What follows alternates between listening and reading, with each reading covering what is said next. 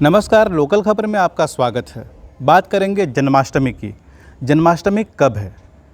11 अगस्त को या 12 अगस्त को? जब यह हम गूगल पे सर्च करते हैं तो दोनों तारीख दिखा रहा है। ऐसे में दोनों में सबसे बेहतर कौन सा तारीख है? अगर दोनों दिन है तो दोनों दिन में से किस दिन हम किस समय अगर पूजा उपासना करें तो फलदायक होगा, यही सब आज हम चर्चा करेंगे। और चर्चा करने के लिए मेरे साथ हैं पंडित रामदेव पांडे जी, जो झारखंड के जाने माने ज्योतिषाचार्य हैं और इन सब बातों की जानकारी रखते हैं। पंडित जी, आपका लोकल खबर में स्वागत है। बताएंगे कि जब हम गूगल पे सर्च करते हैं तो दोनों तारीख दिखा रहा है शुभ में, 11 भी और 12 भी। क्या बेहतर संयोग है इस बार और कौन सा तारीख ज़्यादा बेहतर है? देखिए, ऐसा है कि आदिकाल से जो है वह कृष्ण जन्माष्टमी 2 दिन ही मनाया जाता है। गूगल जो बता रहा है वो ठीक ही बता रहा है। वो 2 दिन क्यों मनाया जाता है कि जो पहला दिन होता है, अष्टमी की जो तिथि होती है, तो जो अष्टमी की तिथि होती है उस अष्टमी तिथि को भगवान का जन्म हुआ, ऐसा प्राचीन मान्यता है। अष्टमी को ही भगवान का जन्म हुआ और अष्टमी तिथि जो है वह गृहस्थों के लिए है। तो 11 तारीख जो इस बार है वह अष्टमी तिथि है 11 तारीख को। और 11 तारीख को गृहस्थ लोग जो हैं, गृहस्थ का मतलब जो किसान हैं, जो पारिवारिक व्यक्ति हैं, जो परिवार चलाते हैं, उनके लिए सर्वोत्तम तिथि जो है वह 11 तारीख है। इसलिए 11 तारीख अब हो गया कि मुहूर्त क्या होना चाहिए। तो भगवान का जन्म जो है वह अष्टमी तिथि के 12 बजे रात को हुआ है। तो 11 तारीख को अष्टमी तिथि है और सप्तमी के बाद अष्टमी आ गया है। 11 तारीख को 12 बजे रात जो है वह कृष्ण जन्मोत्सव गृहस्थ लोग मनाएंगे। अब होता है 12 तारीख। तो जो 12 तारीख है उस 12 तारीख को जो वैष्णव संत हैं, वैष्णव हैं, संत हैं, साधु संत हैं, उनके लिए यह मान्यता आदिकाल से चली आ रही है कि वो एक दिन बाद मनाते हैं। वैष्णवों के लिए जो है जन्माष्टमी वह 12 तारीख को मनाया जाएगा। तो जो हमारे जो आम दर्शक हैं, मेरे जैसे, आपके जैसे जो लोग हैं, वो किस दिन मनाएं? जो आम हैं, जन हैं, गृहस्थ हैं, नौकरी पेशा लोग हैं, किसान हैं, वो 11 तारीख को मनावें। उसकी एक प्रचलित है कि गृहस्थ जो है वो सबसे बड़ा संत है। पहला संत अगर है तो वह गृहस्थ है। उपासना विधि और पूजा विधि कैसे होता है वो बताएं। तो वो भगवान का पूजा, पंचदेव पूजन किया जाता है। कहीं कहीं विष्णु भगवान, चूँकि ये विष्णु का अवतार है, 24 अवतार में भगवान कृष्ण का अवतार है। तो जो पूजा उपासना विधि है, जहाँ जो गृहस्थ अपने तरफ से करें, जिनको कुछ भी नहीं आता है, वो भगवान त्वदीयम वस्तु गोविंद तो तुभ्यम में वो समर्पित, ये तेरा सब फूल है, प्रसाद है, दूध है, मक्खन है, श्रीखंड है, आपको अर्पित है। भगवान को प्रिय जो है वह मक्खन है, श्रीखंड है। तो जो जिनको आता है, जो जिसको जो भाषा जिसकी है, जो शैली है, जो तरीका है, आपने जो कुछ भी किया, अगरबत्ती जला दिए, घी का दीपक जला दिए, धूप जला दीजिए और धूप जला करके भगवान को सभी देवताओं का स्मरण करके प्रणाम कर लीजिए। गणेश जी को प्रणाम कर, चूँकि कृति पूजन में गणेश जी का प्रथम पूजन होता है। तो अगर विधि आप जानते हैं तो ठीक है, नहीं विधि जानते हैं तो उसकी आवश्यकता नहीं है। आवश्यकता है आपके भाव की। भावो ही विद्यते देवा। देवता जो है वह भाव में निवास करते हैं। हम भोग लगाते हैं, बड़े बड़े लड्डू लगा चढ़ाते हैं, तो क्या वो देवता खाते हैं? नहीं खाते हैं। वो भाव देखते हैं कि मैंने इतना बड़ा लड्डू इतनी मेहनत से बनाया, 4 दिन की मेहनत से लड्डू बनाया, 10 दिन की मेहनत से हमने ये फलाना फल का व्यवस्था किया, आम का पत्ता मैं 2 किलोमीटर से तोड़ करके लाया। तो भावो ही विद्यते देवा। भाव होनी चाहिए उस भाव के, लेकिन उसकी सामग्री भी होनी चाहिए। केवल भाव उनसे काम नहीं चलता है। तो उस तरह से भाव उत्पन्न करके कि भगवान गणेश जी को प्रणाम है, शंकर जी को प्रणाम है, विष्णु जी को प्रणाम है। मंत्र अगर जानते हैं तो ठीक है, सरलता से। और उसके बाद 12 बजे सभी देवताओं का पूजन करने के बाद ठीक 12 बजे जब आपकी घड़ी, स्थानीय घड़ी जब 12 बजे आती है आपके यहाँ, उसी समय भगवान का जन्म होता है। उसके बाद भगवान का जन्मोत्सव होता है। उसमें जो है वह चूर्ण चढ़ाया जाता है, धनिया का चूर्ण होता है, उसमें मीठा मिला हुआ, गुड़ मिला हुआ होता है, शक्कर मिला हुआ होता है। वो उनका विशेष भोग है भगवान का, वो विशेष भोग है। उसके बाद पंचामृत वगैरह फिर भगवान कृष्ण की पूजा 12 बजे होती है। तो अब 12 बजे के पहले आप सब पूजा कर लें, आधा घंटा पहले तैयारी कर लें, फिर भगवान कृष्ण की पूजा होगी, उसके बाद जन्मोत्सव होगा और जन्मोत्सव में गीत बधाई गाया जाता है, भगवान कृष्ण के भजन होते हैं, रात्रि जागरण होता है। तो इस तरह से जो है आप भगवान का पूजा 12 बजे रात को कर सकते हैं। अच्छा, दूसरे दिन संतों के लिए विशेष पूजा होती है, वो किस तरह से होती है? संतों की पूजा का विधान एक ही पूजा का विधान है। अब इसमें एक थोड़ा सा हम अपने पाठ जो है हमारे दर्शक हैं उनको बता दें कि कंट्रडिक्शन जो है वो आ रहा है। वो कंट्रडिक्शन क्यों आता है? कंट्रडिक्शन यह आता है कि भगवान का जन्म जो है वह अष्टमी तिथि को भागवत के अनुसार, सुख सागर के अनुसार और महाभारत के अनुसार, तो भगवान का जन्म जो है वह अष्टमी तिथि को रोहिणी नक्षत्र में हुआ है, ये मान्यता थी। और भगवान के जन्म आज से लाखों साल पहले हुआ है, ये करीब की बात नहीं है।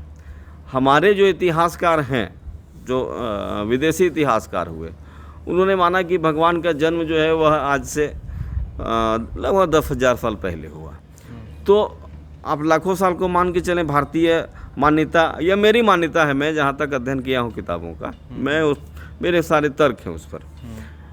या नहीं तो आप विदेशी विद्वानों की ही बात को मान लें, किसी को भी माने, कोई बात नहीं है। तो जो भी है वो 10,000 साल अगर हुआ तो भी एक लंबा समय है, अगर लाखों साल हुआ तब भी एक लंबा समय है। तो उस समय जब भगवान कृष्ण का जन्म हुआ था, चाहे वो 10,000 साल हो चाहे वो लाखों साल हो, तो वह उस दिन अष्टमी और रोहिणी एक ही दिन पड़ा करता था। क्योंकि हमारे यहाँ जितने तिथियाँ वो गतिमान तिथियाँ हैं, वो फिक्स नहीं है, तो सब गतिमान तिथि है। तो जैसे गतिमान तिथि है तो उसमें जो है रोहिणी और अष्टमी एक तिथि को होता था। तो भगवान का जन्म जो है वह रोहिणी नक्षत्र में हुआ। इसलिए आज भी लोग मान्यता है, लोग हैं जिस तर्क करते हैं कि भाई अष्टमी तिथि को रोहिणी नहीं है। इस बार 11 तारीख को अष्टमी तिथि को रोहिणी नहीं है, रोहिणी 12 तारीख को भी नहीं है। देखिए, रोहिणी 12 तारीख को 1 बजे के रात के बाद है स्थानीय पंचांग के अनुसार। तो 1 बजे रात है, तो रोहिणी में तो पूजा हुआ नहीं भगवान का, जरा ध्यान देंगे। रोहिणी में भगवान का पूजा नहीं हुआ, ना 11 तारीख को ना 12 तारीख को, लेकिन भगवान का जन्म माना जा रहा है रोहिणी नक्षत्र में। तो उसमें नक्षत्र की बातें नहीं है, क्योंकि नक्षत्र जो है वो मिल जा रहा है कि इनको संतों को, साधु संतों को 12 तारीख को नक्षत्र मिल जाता है, जो थोड़ा सा दूरी होंगे, चूँकि मैं रांची का टाइम बता रहा था आपको, वहाँ 12 बजे, मथुरा में 12 बजे के आसपास हो जाएगा रोहिणी नक्षत्र। तो जो संत हैं वह भी उसी विधान से भगवान की पूजा करते हैं। जैसे पंचदेवता की पूजा होती है, 5 पंचायतन देवता की पूजा होती है, चाहे उसे आप पंचलोकपाल करें, पंचदेव करें, चाहे पंचायतन कहें, सब एक ही चीज़ है। पंचायतन जो है वह भगवान गणेश जी हैं, शिव जी हैं, विष्णु जी हैं, दुर्गा जी हैं और सूर्य हैं। ये 5 देवता हैं। ये 5 देवता जो है वो पंच तत्व, जो 5 तत्व है, क्षितिजल पाव गगन समीरा, तो यह जो 5 तत्व है जो है वो 5 देवताओं के प्रतिनिधित्व। हमारे यहाँ सभी चीज़ें वैज्ञानिक हैं। तो ये एक देवता जो है वो एक तत्व का प्रतिनिधित्व करता है। गणेश जी महाराज जो हैं वह भूमि तत्व का प्रतिनिधित्व करते हैं। सूर्य भगवान जो है वो अग्नि तत्व का प्रतिनिधित्व करते हैं। दुर्गा जी जो वो एयर तत्व को प्रतिनिधित्व करती हैं। तो इस तरह से पंचदेव का पूजा कर लिया जाए। नहीं जानते हो तो कोई बात नहीं, मैंने पहले कहा भाव वही विद्यते देव। तो 500 देवताओं की पूजा करके विधान वही है, विधान में कोई अंतर नहीं है। जैसे गृहस्थ पूजा करते हैं वैसे संत पूजा करेंगे। एक बार और है, हर साल जो है कृष्ण जन्माष्टमी बहुत ही भव्य तरीके से होता है। हांडी फोड़ होता है, फिर कई जगहों पर अनेक तरह के होते हैं, ठीक है। लेकिन इस बार महामारी का संक्रमण है, कोरोना का संक्रमण है, तो ऐसे में किस तरह का एहतियात बरतने की ज़रूरत है? घर में कैसे सही तरीके से हम पूजा कर सकते हैं? कुछ इसके बारे में भी बताइए। देखिए, भगवान जो है भक्तों की बड़ी परीक्षा ले रहा है। भगवान कभी नहीं कहा कि आप अपना प्राण दे दीजिए। हमारे यहाँ शास्त्र में लिखा है आत्मा रक्षितो धर्म। नंबर 1, आत्मा रक्षितो धर्म, आत्मा की रक्षा करके और तब धर्म की रक्षा करें, ठीक है। तो जब ये कहा गया कि आत्मा की रक्षा करना है, तो हमारी ये आत्मा रक्षा कैसे होगी? हम इस शरीर की रक्षा करें, और शरीर माध्यम खलु धर्म साधनम, और फिर जो हमारा शरीर है, इस शरीर से हम धर्म की साधना करें। 2 चीज़ें हैं। तो अगर ये दो समझ जाए व्यक्ति तो आज के तारीख में या महामारी में भी किसी को कोई दिक्कत नहीं होगा। तो आत्मा रक्षित हो तो पहले हम अपनी आत्मा की रक्षा करें, तब ना हम भगवान का भजन कर सकते हैं। तो जो WHO का जो लॉ है, WHO भारत सरकार के स्वास्थ्य विभाग का जो मार्गदर्शन है, उसको पालन करना है। एक और बात है, भगवान श्री कृष्ण महाभारत में एक गीता उपदेश भी दिए हैं जो लोगों को ज़िंदगी जीना सिखाता है। तो इस महामारी के समय में गीता का वो कौन सा संदेश है जिसका हम लोगों को पालन करने की ज़रूरत है? देखिए, भगवान ने कहा कि योगक्षेमम वहाम्य।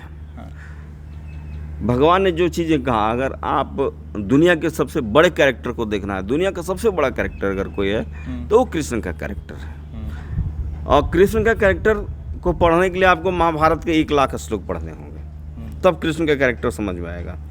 कृष्ण के कैरेक्टर को समझने के लिए श्रीमद् भागवत के 24,000 श्लोक पढ़ने होंगे, तब कृष्ण का कैरेक्टर समझ में आएगा।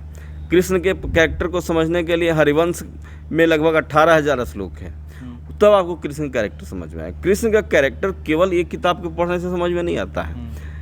कृष्ण जो है वो मार्गदर्शक है हमारा, कृष्ण मार्गदर्शक है। कृष्ण जो है वह यह बार बार कृष्ण कहते हैं कि पहले तुम अपनी सुरक्षा करो। ये पंडित रामदेव पांडे से हम बात कर रहे थे।